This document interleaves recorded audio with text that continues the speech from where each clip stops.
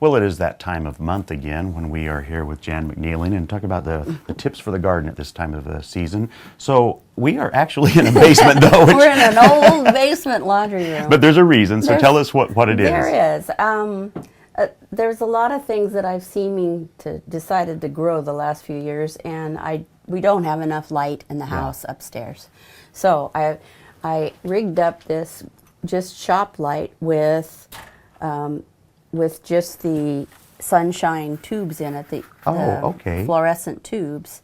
Like the shop lights are like $10, and I don't remember what the tubes were, maybe 10. But it gives you then grow lights. For $30, I can save a lot of plants for a long time. These will last a long time. I have them on a timer. And now, this year, my son brought this workbench to store, and I thought, ooh, I know how I'm going to do this. So these are the bigger plants now. There's actually 4 gardenias here and some hibiscus and some other things. And I'm just going to try to winter them over. Now, the people that watch the show all the time will probably be thinking, but wait, Jan has a great greenhouse. So why do that here? There's no heat in the greenhouse. I don't heat the greenhouse, and this basement is 65 degrees year-round all the time. So that's perfect. Now also, let's talk about the baskets that you want to save. Yeah, this is like a 3-year plant here. I've wintered it over 3 years, and without the grow lights, I just hang it in a basement window well and let them dry out, water them once a month, and let them just sit, go dormant, so to speak. And then in the spring, I bring them out, cut them back, and fertilize the heck out of them, and they go. Wonderful, wonderful. That's all it takes. We've also got some fun stuff happening outside, so why don't we take a walk out there now? All right.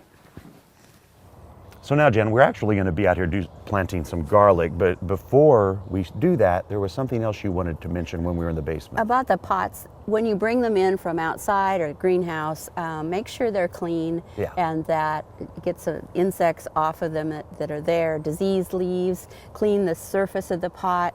If you've had, say, geranium budworm on something that you're going to overwinter, I'd suggest taking like the first top inch of soil off the pot, putting fresh soil on, because any insect eggs will be there. So make sure you clean them up and so that you don't bring some later on. For sure. Okay, now garlic.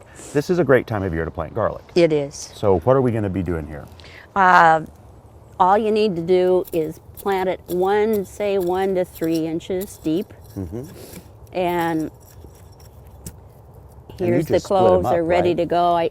You split the cloves up. I don't have the heart to take this cosmos out of here yet. It's still blooming. It still has some pretty flowers on it, doesn't it? So during the winter, this garlic is going to produce roots, and then it'll be ready to go.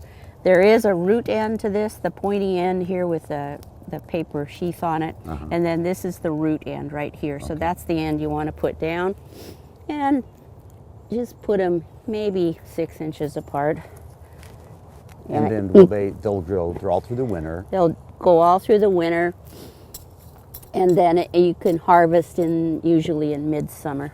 Now, we were going to be talking about fertilizing, so would you fertilize these, or would you do like a cover crop over them? No, for the most part, this soil is good enough that they're going to do just fine. I finally got the apple pulp out of here, and the vinegar has gone away. And if those of you that are listening haven't heard that story, I'll repeat it at some other time, but it was too horrific. But it was something to learn, wasn't it? Something to learn. Just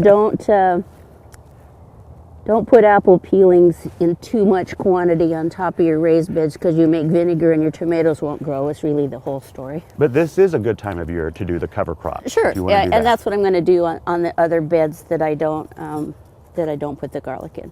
So what I've got, one kind of garlic here, and what I'll do is I'll put a stake in, so if I love it, I'll be able to know what it is. And we'll have great garlic then next year. Right. So that's this type of garlic, and then I'll plant more over here. Perfect. Well, thank you always, Jan. It's always delightful to be out in the garden with you.